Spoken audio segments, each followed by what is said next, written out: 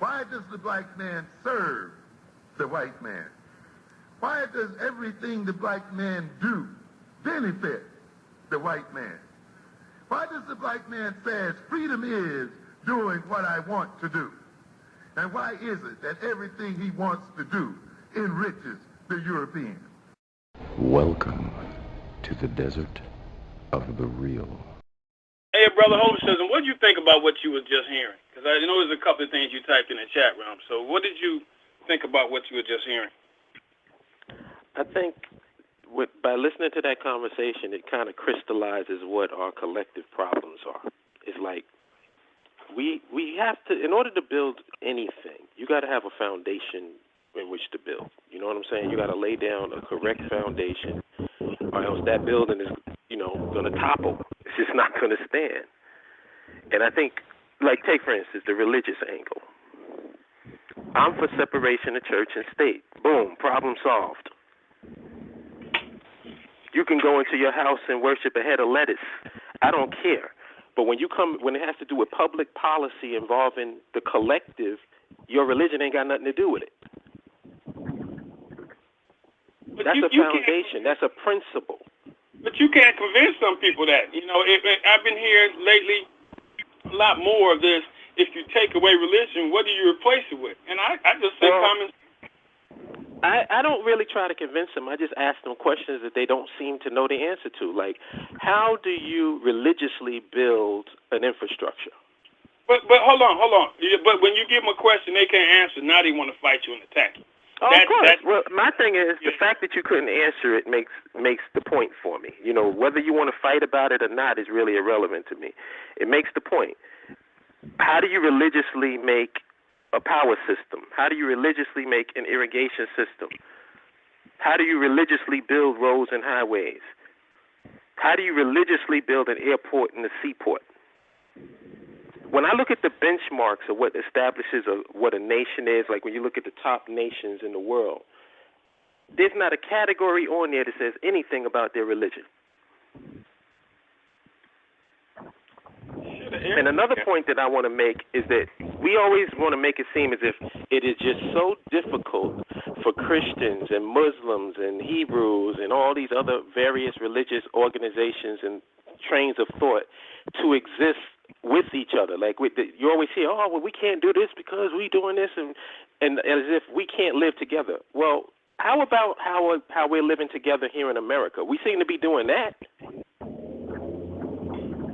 All of us are umbrellaed here under this American system, and the American system is thriving and prospering and going forward. So why do we always have this mentality that, all of these groups can't exist under the same umbrella when you're doing it right now? I've heard people say, we can't have homosexuality in our new nation, but you live in a nation that embraces homosexuality right now. And what are you doing about it? You ain't doing a damn thing. You paying your taxes, you're working for white people, and you helping empower this system. So it's like, that's my thing. It's like we get involved with a lot of rhetoric that really doesn't have any teeth when you really look at it and analyze it and break it down. Check it out. This the thing. I see black folks more involved in the distractions in reality. Mm-hmm.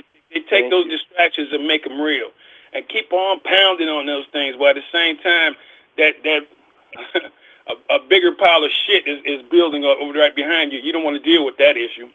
That pile of shit is how people are treating you in your life, how your life is going. Just all of the crap, all the stuff that's going ahead and being a negative to you. But you want to embrace all the other nonsense and fantasy and materialism. And those distractions seem to keep going on and on and on and on. I mean, and engaging in talking points that are really old and antiquated and irrelevant, and not really looking at them critically anymore. Like, take for instance, when we was talking about establishing an independent nation state on the African continent, our main detractors were saying, well, see, that's the problem. Y'all want to bring a westernized version of reality over to the continent. I'm like, that's interesting. Well, right now on the continent, you got the Chinese teaching people Mandarin. You got Western philosophy over in Africa, Eastern philosophy over in Africa, Southern and Northern philosophy. You got all these foreign philosophies over there, grabbing up the land, snatching up resources. But God forbid, some Africans here in America want to establish a piece of the continent for their own. That's unacceptable. That's unacceptable. Come on, man, that's bullshit. The issue I have, I'm all for it, because I see some other things. But and how do I go ahead and try to go ahead and get people aligned with the vision that I have? I'm not telling you that, hey, look, my way is the only way, and I think people misunderstand that. I just say, hey, look, the problems that we have is from a lot of different shit. So we got to hit this problem with at least one idea. And when you bring that out, it's just people, I can deal with you saying you ain't leaving. It ain't for you. But damn it, I keep bringing up the Jews. The Jews got a homeland, and Jewish people over here in America and anywhere else support Israel. Right. And I just understand why black folks can't go ahead and support your blackness. You got to go ahead and support everybody else. Want to go ahead and let's go ahead and help these people. When the fuck do you help yourself? Exactly. That's what I want. But what I tend to do, what works for me, is reaching people on a level that they can understand. If you're married and you have children, your issues are a lot more important than what religious faith you following. What it really has to do with is the quality of life for yourself and your family, economic opportunities for yourself and your children, so that your children can have a future. You know what I'm saying? Making sure that your things are safe. Hold on. But don't you see that, hey, look, a lot of times religion is stopping us from going ahead and doing a lot of things. For instance, we got black folks who don't want to go ahead and support another black person, but if a white person tells them, they're going to go ahead and jump on board. Same thing with religion. Religion is telling you this and telling us all this stuff to go ahead. And pretty much I see it like this, to hate your blackness. And a lot of black people are on board with that. They support that. Anytime you go ahead and you talk about Africa, they want to shut that down. You tell them our voodoo was established before Christianity. They want to shut that down. Anything to support the white man being on top, and I see a lot of black folks willing to do that, or just scared to go ahead and even say anything. Well, it depends on who you're talking to, because like I said, if I want to have my house painted, I don't go and ask the opinions of a plumber. Yeah. You know what I'm saying? Who you're talking to is important, because if you are talking about a subject matter and someone is not even in that train of thought, then you're not going to get much progress there. But if you're talking about, like, let's say, infrastructure to an engineer, then we can have a conversation. Heavily religious people, if that's your thing, you're not going to be involved in anything having to do with infrastructure, nationhood on that level. You're going to be a citizen, maybe, but in terms of you being involved in the organization of it or whatever, you're not going to be involved in that because you have a religious mentality. When it comes to government and things that serving our people, religion doesn't come into the equation. Even in this country, their founding fathers didn't want religion to be a part of the conversation. Now, it may be different now because, you have all these lobbyists fighting for their own individual interests. But if you go to the text of the people who founded this country, they were secular. A lot of them were atheists. And that, you know what I'm saying? And that didn't stop this country from being formed into what we have right now. So it's like we have to decide, I have to say this before I forget. My question to most people who want to inject themselves into this so-called struggle conversation is, what is your end game? What's your end game? If your end game is to stay here in America, if that's your goal, then I want to know what your end game is. Like, in your perfect world, how will we exist as African people here in America? In your perfect world. That's what I want to know.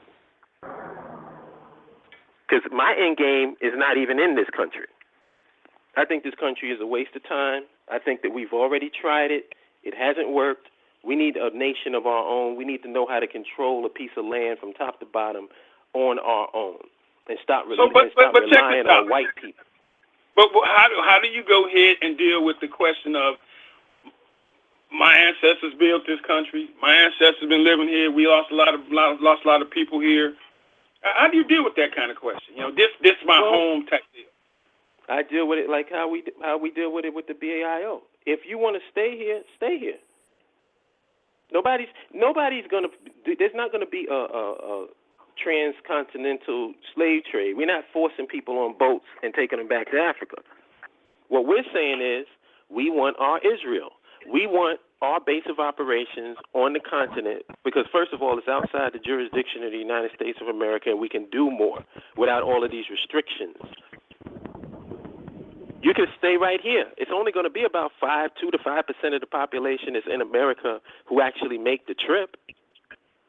So my question is, what's your problem? If nobody's forcing you to Africa, nobody's forcing you to putting you in chains and taking you back to the motherland, why can't you support having a base of operations outside of America that works in your interest? That's my question. I need to get that T-shirt. The Jews got Israel. Yeah. Black folks don't have Africa. Yeah, man. That's basically it. It's like, what's the end game for people who want to do this America thing? What's the end game? You know, and you know, another thing comes to mind is you know, and it was brought up in that clip. It's the harder we work, the more we help white folks empower themselves. You know, just like you play that thing from Amos Wilson. Why does everything the black man do benefit the white man? Right. And it seems like people don't even want to ask that question. It's like, oh well, this how it is. I mean, I'm happy with that, and that's wrong. That question right there, if that question doesn't spark something in you, then you're probably useless to this whole thing anyway. Because I remember when I first heard him ask that question, it set off a spark inside of me. You know what I'm saying? Mm-hmm. It's like it made you really think about everything. Because if you're saying, oh, well, I'm just doing what I want to do, so why is it that everything that you want to do, the white man benefits from? Yeah. I mean, even the most unconscious person has to sit back and go, wow, wait a minute, let me think about this. If it doesn't do that, then you're just useless.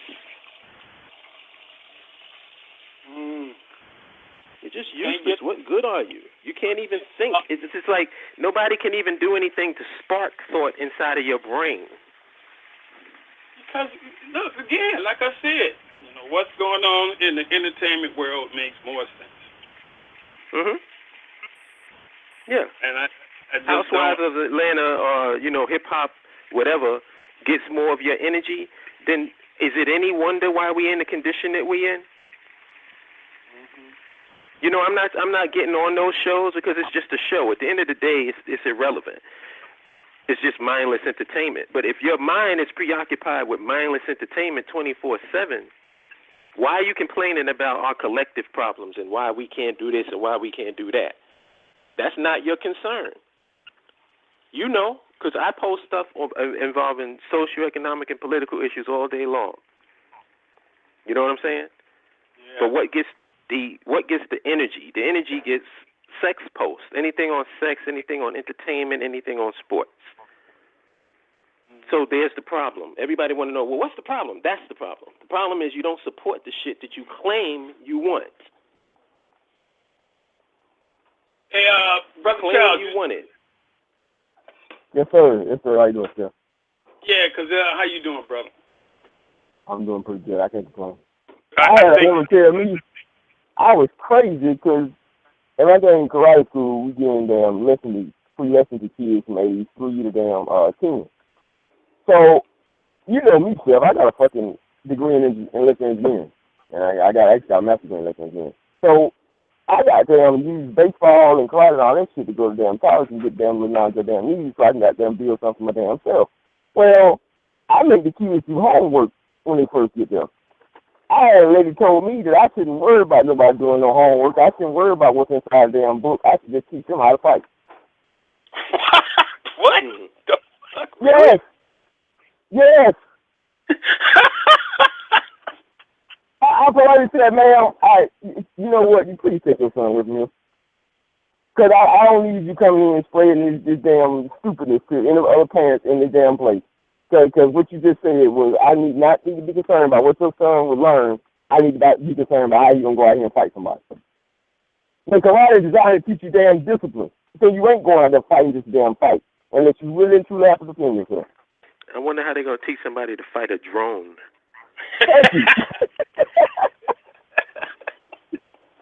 You're gonna do hand-to-hand combat on a drone?